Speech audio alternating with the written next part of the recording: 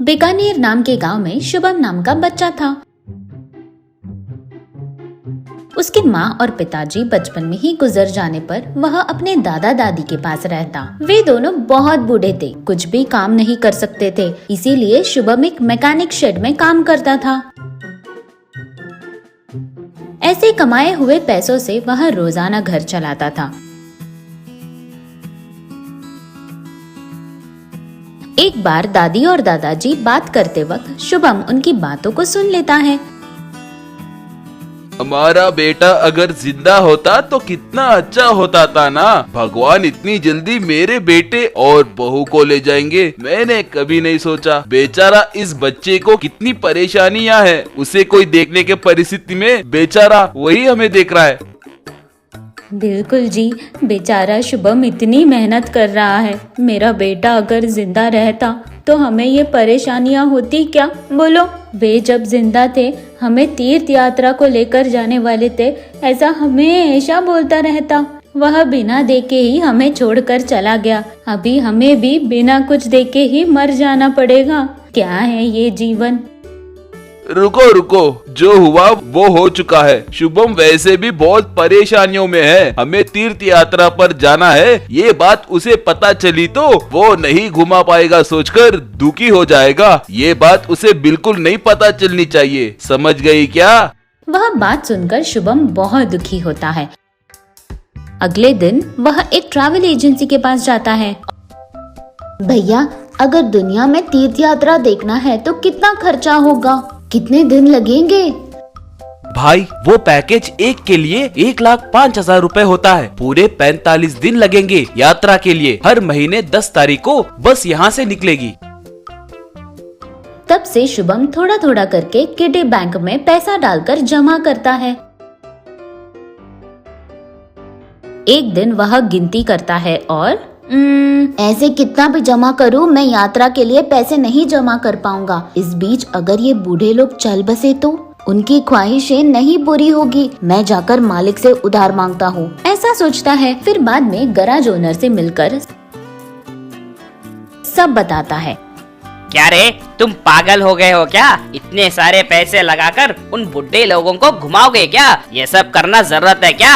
आखिर तुम कितना कमाते हो, तुम्हें पता है ना? मैं तुम्हें इतना सारा पैसे क्या देकर उधार दूं? मैं ही नहीं, तुम्हें कोई भी उधार नहीं देगा। ऐसे बेकार के विचार छोड़कर अच्छे से यहाँ काम करो, नहीं तो ये काम भी चला जाएगा, खबरदार। ऐसे धमकी देता है। उसकी वजह से शुभम बहुत निराश हो जाता है।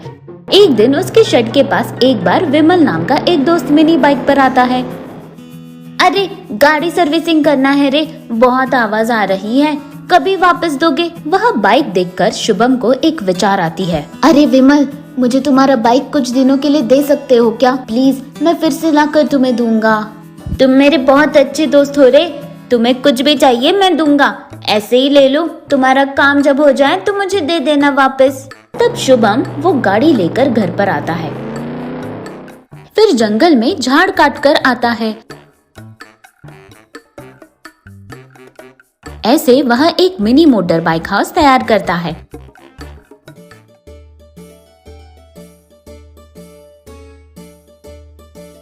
वह देखकर दादा दादी आश्चर्य हो जाते हैं। दादी माँ, दादाजी, ये मैंने खेलने नहीं बनाया है, ये आप लोगों के लिए ही है। आप लोगों को तीर्थ यात्रा करना है ना, मुझे पता है। बस में जाओगे तो बहुत सारा पैसा लगेगा। इसमें पेट्रोल के अलावा और कोई खर्चा नहीं होगा। पेट्रोल और रसोई के प्रावधान के लिए मैंने पैसे निकाल के रखे हैं। कल ही हम यात्रा के लिए निकलने वाले हैं।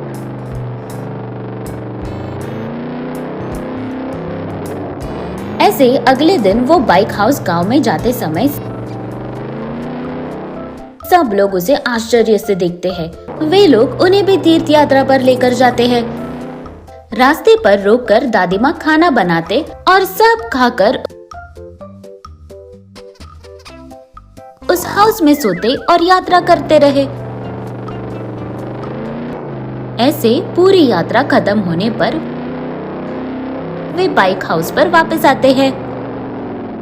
आते समय वहाँ मीडिया और एक अमीर इंसान रहता है। बेटा शुभम, तुम्हारा ये बाइक हाउस अब देश में बहुत फेमस हो चुका है।